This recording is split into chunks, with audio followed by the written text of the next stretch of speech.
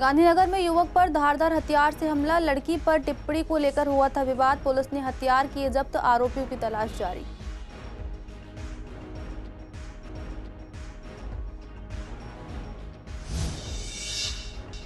Standing committee के chairman पद पर सत्य शर्मा की जीत तय। आप ने प्रवीण कुमार को बनाया उम्मीदवार, नॉमिनेशन हुए फाइनल। डिप्टी चेयरमैन पद पर सुंदर तंबर के मुकाबले मोहिनी जीनवाल। फर्श बाजार मामले में इंस्पेक्टर का हुआ तबादला, अदालत में आरोपियों की गिरफ्तारी का कारण नहीं बताया था। एसआई ने लगाए थे इंस्पेक्टर पर गंभीर आरोप।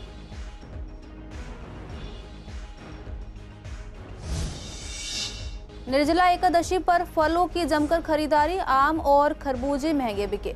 जगह जगह ठंडे शरबत की लगाई गई छबील।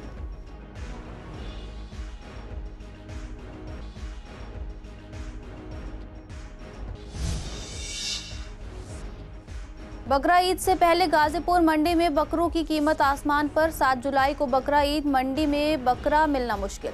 बकरों के दाम 18 से 19 हजार रुपए।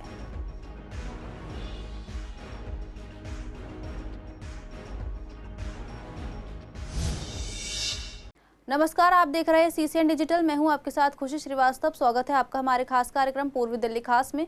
बुलेटिन की शुरुआत करते हैं कुछ खास खबरों के साथ। गांधीनगर थाना क्षेत्र में 18 साल के युवक अजीम पर चाकू जैसे धारदार हथियार से हमला किया गया। अजीम को घायल अवस्था में एसडीएन अस्पताल में भर्ती कराया गया, जहां उसने बयान में बताया कि आरोपी सादाब और शान आलम दोनों उत्तर प्रदेश के लखीमपुर खीरी के निवासी हैं और उसे पहले से जानते थे। 4 जून को एक लड़की पर की गई टिप्पणी को लेकर उनका झगड़ा हुआ था, जो परिवार वालों के हस्तक्षेप से सुलझ गया था। लेकिन 5 जून की शाम करीब 8:30 बजे जब अजीम सीढ़ियों से नीचे उतर रहा था, तभी शादाब ने उसे पकड़ लिया और शान आलम ने थ्रेड ट्रिमर से उसके पेट पर वार किया।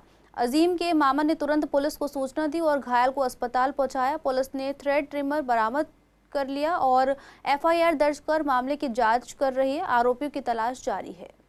दिल्ली नगर निगम की स्टैंडिंग कमेटी के चेयरमैन पद के लिए यमुना पार के गौतमपुरी इलाके से पार्षद सत्य शर्मा ने आज नामांकन पत्र दाखिल कर दिया। बीजेपी ने डिप्टी चेयरमैन पद के लिए सुंदर तंबर को अपना उम्मीदवार बनाया है, जो दक्षिणी दिल्ली से पार्षद हैं। आपने भी अपने उम्मीदवार उतारे हैं। चेयरमैन पद के लिए प्रवीण कुमार और डिप्टी चेयरमैन पद के लिए मोहिनी जीनवाल उम्मीदवार हैं।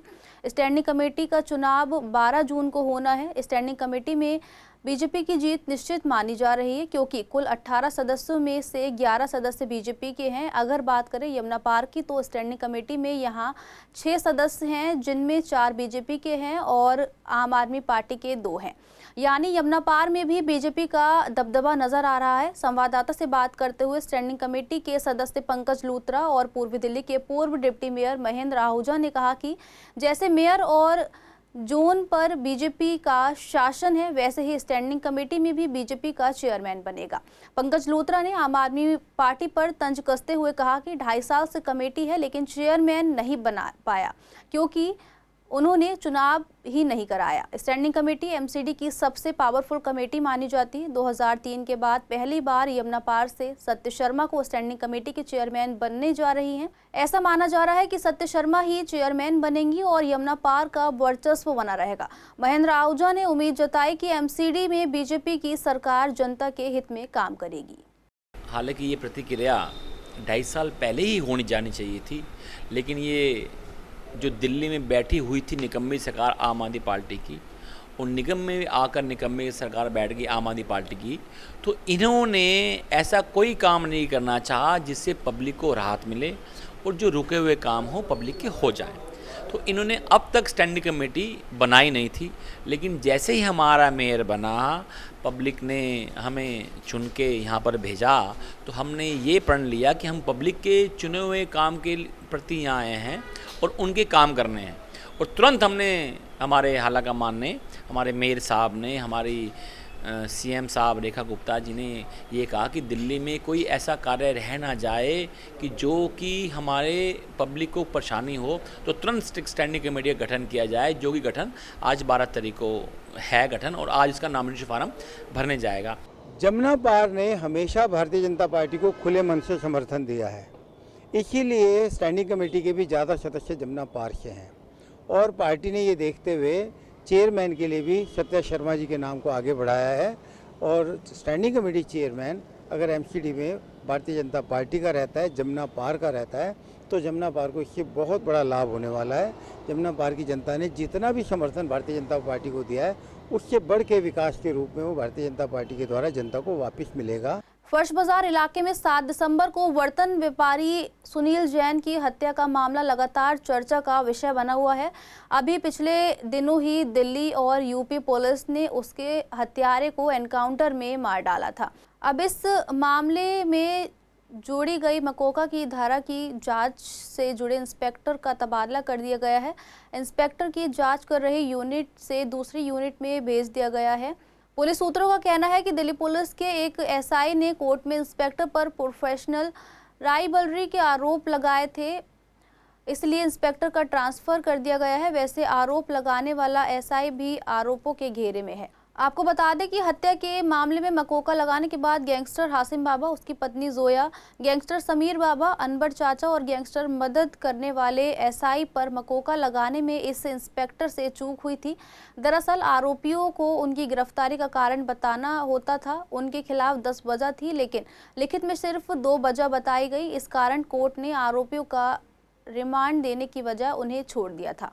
जिस एसआई पर आरोप लगा वह पहले से विवादों में है। बताया गया है कि उसने गैंगस्टर हासिम बाबा को रिमांड पर लाकर ईद की पार्टी कराई थी और ये बात सामने आ गई थी। उसने इंस्पेक्टर के साथ पहले बदसलूकी भी की थी, इसलिए इंस्पेक्टर का तबादला तो कर दिया गया, लेकिन माना जाता है कि जल्द ही उसे वापस लाया जाएगा। निर्जला एकादशी के दिन दान पुण्य करने के लिए लोग फलों की खरीदारी करते हैं। कुछ लोग पहले ही ये सब सामान खरीद कर रख लेते हैं, तो वहीं कुछ लोग एकादशी के दिन ही खरीदारी करते हैं। वहीं लोगों ने आज जमकर फल की खरीदारी की। खासकर आम और खरबूजे की सबसे ज़्यादा मांग रही। इसी को लेकर जब दुकानदारों से बात की तो उन्होंने बताया कि कल से ही फलों की अच्छी बिक्री हो रही है और आज भी बाजार में भीड़ रही। उन्होंने बताया कि आम और खरबूजे की कीमतों में सिर्फ 10 से 20 रुपए की मामूली बढ़ोतरी की गई है, जो कल भी जारी रहेगी, क्योंकि निर्जला एकादशी 2 दिन मनाई जा रही है। इसके साथ ही कई लोग आज छबील लगाने के लिए शरबत, चीनी, दूध की भी खरीदारी कर रहे हैं। इस दिन दान पुण्य का विशेष महत्व होता है, इसलिए लोग बड़ी संख्या में गरीबों और जरूरतमंदों को फल और शरबत की छबील लगा रहे हैं। सत्यम एनक्लेव, शिवम एनक्लेव, सूरजमल विहार, गांधीनगर, गीता कॉलोनी समेत कई इलाकों में ये आयोजन किया गया। इसी को लेकर आयोजकों ने कहा कि वे सालों से एकादशी के दिन ये सेवा करते आ रहे हैं ताकि तपती गर्मी में राहगीरों की प्यास बुझाई जा सके। इन छबीलों में सैकड़ों लोग पहुंचे और ठंडे पानी का आनंद लिया। सेल तो है फिलहाल, लेकिन मैम रेट भी वही जानिमन है, कोई वो भी ऊपर रेट नहीं हुआ मैम। सबसे कौन से फल बिक रहे हैं आपके? सबसे ज़्यादा मैम खरबूजा और आम बिक रहे हैं मैम। दशहरी आम हुआ, ये शुभ माना जाता है, और खरबूजा ज़्यादा करके ये सब माने जाते हैं। खरबूजा मैम 50 रुपये चल रहा है और आम मैम 100 रुपये, 120 रुपये किलो। हाँ मैम होनी चाहिए, कोशिश तो यही है मैम, हो जाए अच्छी है, बैठे हुए इसी साज में। सबसे ज़्यादा खरबूजा बिक रहा है और ये दशहरी आम ज़्यादा बिकता है इस टाइम पे, और ये आड़ू और आलू बुखारा ज़्यादा बिकता है। खरबूजे का क्या रेट चल रहा है? कुछ रेट बढ़ा है खरबूजा का रेट 50-60 है, इतना ही है, इससे ज़्यादा नहीं बढ़ाया। कल वैसे 50 बिक रहा था, ज़्यादा से ज़्यादा अब 60 कर दिया, क्योंकि अभी दोपहर का टाइम है, दशहरी ज़्यादा बिकेगा नहीं। शाम को अगर जो इंसान जॉब पे जाता है वो फ्री होगा तो उसके बाद में लेंगे। ये बहुत सारे मंदिर के लिए, दान के लिए लेते हैं और ना के बराबर ही खाते हैं इस टाइम पे। तो खरबूजा ज़्यादा सेल हुई है, हमारे कम हुई है। खरबूजा वही 50 रुपये चल रहा है। अब कोई गिनती है कोई, ये बताओ पहले। सेल अच्छी हुई है? हाँ सही है, सेल बढ़िया हुई। खरबूजा आता है, आम आता है, बाकी अपनी इच्छा से जो आप लेना चाहो वो ले ले। लीची ले लीजिए, बब्बू गोशा ले लीजिए। नहीं नॉर्मल यही रेट चल रहे हैं अपने भाइयों बहनों को देने के लिए। ये जो हमारे हाँ भाई बहनों को जो घरों में काम करते हैं उनको देने के लिए उसी हिसाब से लिया जाता है। नहीं पहले तो कल ज़्यादा बिक्री होली, आज तो कम है। पहले कल बिक्री कल ज़्यादा हो जाती है। तो हुई है बिक्री कल? हाँ ठीक। कितनी तक सेल हो गई होगी कल? भाई ये तो कुछ नहीं आइडिया। अच्छा, हाँ ठीक है अपना, नॉर्मल से ज़्यादा? नॉर्मल तो ठीक है। लाहौरी ना उसमें इसमें तो यही चलता है। सबसे ज़्यादा क्या लिया है? चीनी और पतंजलि का भी बिका है काफ़ी, हल्दीराम का बिका, रूहअफ़ज़ा बिका नहीं। अब बस होलिया जो ना था, अब तो शाम इक्का दुक्का भुल्ला बट के आए। शरबत तो बहुत बांटते हैं जी, लेकिन बहुत ज़्यादा फर्क पड़ गया जी तेल में। ना बराबर बिक रही है जी। आज कितनी सेल हुई है लगभग? लगभग ना बराबर हुई है जी। लोग बागों में पता नहीं जी, पहले वाला अब जो नई जनरेशन आ रही है वो तो किसी तरह का कोई त्योहार बना नहीं रही है जी। पुरानी जनरेशन इतनी रही नहीं है। जिस तरह से क्रेज होना चाहिए उस तरह से कोई भी त्योहार का क्रेज नहीं है। रोबजा का क्या, किसी भी चीज़ का नहीं है। तो आज कुछ बिका, मतलब क्या कुछ बिका आज? रोबजा के अंदर तो अब ऐसा है ना जी, जिस हिसाब से हम सवेरे 10:30 बजे दुकान खोलते हैं, हमने 9:30 बजे दुकान खोली कि हमारे पास काम रहेगा, हमारे पास दुनिया भर का स्टॉक पड़ा हुआ है, लेकिन वो सेल नहीं है बिल्कुल भी। सबसे पहले तो मैं कहना चाहूँगा बाके बिहारी लाल की जय। ये उन्हीं के नाम की एकादशी होती है और आज जो एकादशी है ये बहुत बड़ी एकादशी है, निर्जला एकादशी, जो कि आज भी और कल भी 2 दिन मनाई जाएगी। जैसा कि इसका महत्व है, आज निर्जला एकादशी है, कल व्रत वाली है। जो व्रत रखना चाहते हैं वो कल रखेंगे, जैसा कि बताया गया है। और बाकी आप देख रहे हैं जो सेवा है हमारी एकादशी पे शुरू हुई है जरूर आज, पर ये हमारी 10 दिन बाद शुरू हुई है। हम 10 दिन पहले से शुरू कर देते हैं और 1 और 1.5 महीने के बीच में चलाते हैं जल सेवा। और ये सौभाग्य की बात है कि हमें ये मौका मिलता है, ईश्वर की कृपा है जो मौका हमें मिला है कि लोगों की सेवा करें। ऐसा ही सदियों से चल रहा है। निर्जला एकादशी पे सबको जल पिलाया जाता है। गर्मी बहुत होती है, आज तो थोड़ा मौसम ठीक है। बाकी यही होता है कि सबको प्यास से मुक्ति मिले जो प्यासे हैं। हाँ जी, सुबह से चल रहा है और जब तक भगवान की इच्छा है तब तक चलता रहेगा। प्यासे को पानी मिलता रहे, यही हमारा वो है, हमारी तो सेवा है। ये गर्मी का मौसम है, हमारा ये धार्मिक पर्व है, इसलिए हम ये कर रहे हैं। यहाँ तो कई साल हो गए हैं जी, मंदिर है ना यहाँ हमारा साथ में, शिवम एनक्लेव की तरफ से है, मंदिर समिति की तरफ से।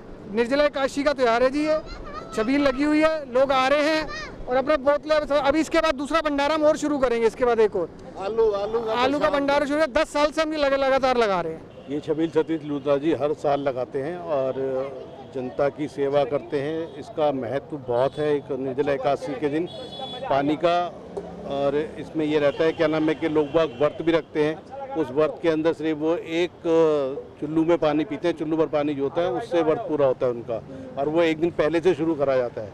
तो क्योंकि अब पहले वाली स्थिति तो है नहीं कि जो लू पहले पड़ती थी, जो गर्मी पहले पड़ती थी, वो तो अब है नहीं, क्योंकि अब एटमॉस्फेयर इतना चेंज होता जा रहा है, बहुत ज़्यादा चेंज होता जा रहा है। अब इतनी पानी की ज़रूरत तो है नहीं, लेकिन उम्मस भरी गर्मी है। 7 तारीख को पूरे देश में बकरा ईद मनाई जाएगी। पूर्वी दिल्ली की गाजीपुर मंडी में बकरा ईद के लिए बकरों की मंडी कई दिनों से सजी हुई है, लेकिन मंडी में बकरों की संख्या कम होने की वजह से कीमतें काफ़ी बढ़ गई हैं। बकरा ईद के 2 दिन पहले तक बकरा 10,000 रुपये में मिल रहा था, अब उसकी कीमत बढ़कर 18,000 से 19,000 रुपये तक पहुंच गई है। मंडी में बकरों की संख्या कम है और खरीदने वाले ज़्यादा है, जिसके चलते मंडी महंगी है। विश्व पर्यावरण दिवस के मौके पर पीएम ने वीरवार को 200 नई इलेक्ट्रिक बसों को हरी झंडी दिखाकर रवाना किया। इसी पर जब पूर्वी दिल्ली के लोगों से पूछा गया कि नई बसों से उन्हें कितनी राहत मिली, तो उन्होंने बताया कि भले ही नई बसें आ रही हैं, लेकिन उनकी कनेक्टिविटी अब भी पूरी तरह से लोगों तक नहीं पहुंच पा रही है। देवी बस योजना के तहत चलने वाली मिनी बसों को अंदर के रूट्स तक ही जाने की अनुमति है, लेकिन ये बसें अभी भी केवल मेन रूट्स पर ही नजर आ रही हैं। लोगों को ये जानकारी भी नहीं है कि ये बसें किन किन इलाकों में जाती हैं, जिससे वे उनका पूरा लाभ नहीं उठा पा रहे हैं। कई महिलाओं को ये भी नहीं पता कि इन बसों में किराया लगता है नहीं। हालांकि महिलाओं को मुफ्त यात्रा की सुविधा दी गई है। यात्रियों का ये भी कहना है कि सुबह और शाम तो बसें मिल जाती हैं, लेकिन दोपहर के समय बसें बहुत कम चलती हैं, जिससे उन्हें घंटों इंतज़ार करना पड़ता है। यहाँ पर पब्लिक के लिए तो फायदेमंद है, थोड़ा सा दोपहर के टाइम में थोड़ी कम हो जाती है सर्विस, बाकी सुबह शाम तो अच्छी सर्विस है जी। नहीं, किराया भी बेस्ट है, अपना रीजनेबल जो है हमारा। अब तो उनमें एसी आ गए, पहले तो क्या था खिड़कियों में लटक के जाते थे, हवा नहीं लगती थी। अब ये देखो कैसे घूट हो रहा है गर्मी में। वो अपने हिसाब से सही है, वो भी ठीक है। मतलब उसमें ये फायदा है कि एसी की राहत मिलती है, जैसा मौसम का जो भी है बस ये है। जैसे कि अभी आ रही है, आप सामने देख लो, ये दिखती है, बिल्कुल दिखती है, मिलती भी है। किराया बढ़ा तो वही है जो आप जेंट्सों का लगता है, लेडीज फ्री।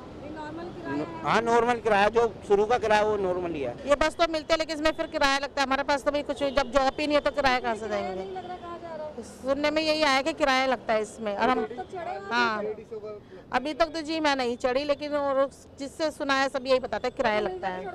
बसें दिखती है, मिलती हैं बसें तो, लेकिन हम लोग जो फ्री वाली बस होती है उसी में बैठते हैं, उसी में सफ़र करते हैं, क्योंकि भाई हमारे जॉब नहीं है, छोटे बच्चे हैं, कहाँ से देंगे, तो इसलिए हम फ्री वाली बस में ही सफ़र करते हैं। ये सभी बसों के लिए आधा घंटा पौना घंटा, इससे तो कम आती नहीं है। यहाँ खड़े खड़े काफ़ी टाइम लंच दिक्कत तो बहुत ज़्यादा होती है। नहीं, हो सकता है कि लोगों के लिए फ़ायदेमंद हो, पर अभी एट प्रेजेंट अंदर जो लेन के अंदर तो नहीं देखा है। मेन रोड पे तो काफ़ी बसेस आ गई हैं।